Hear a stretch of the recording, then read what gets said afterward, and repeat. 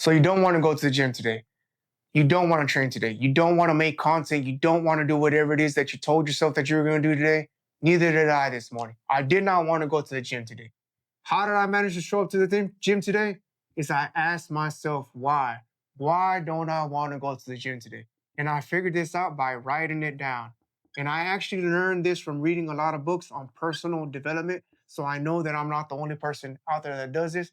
A lot of people like to refer to this as journaling. I like to refer to this as my creative process. So write it down.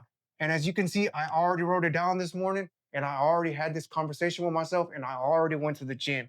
So my why is because everybody's why is going to be different. So you have to find your own why. My why was I did not want to make content today. Why? Because it's repetitive. This is just an example. You have to find your own why.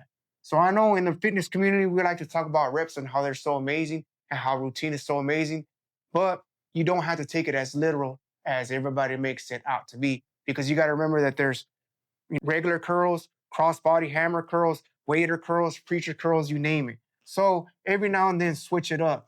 Make things exciting, make things fun for yourself. Switch it up. So that's how I managed to show up to the gym today is I asked myself why and I wrote it down and I got it out of my system because there's not always going to be somebody for you to talk to. Sometimes you don't want to talk to anybody about it. And so you got to remember that once you're there, that's just half the battle. The other battle is going to be doing what you're supposed to actually be doing.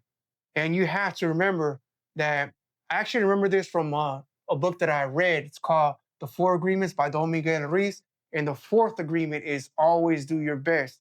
And what he means by always do your best is when I hear the word always, it throws up a red flag.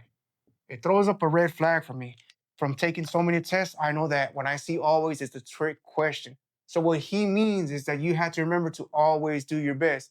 And by always doing your best is that you have to remember that your best is going to vary from day to day because life has its ups and downs. Ups and downs. So your best is going to vary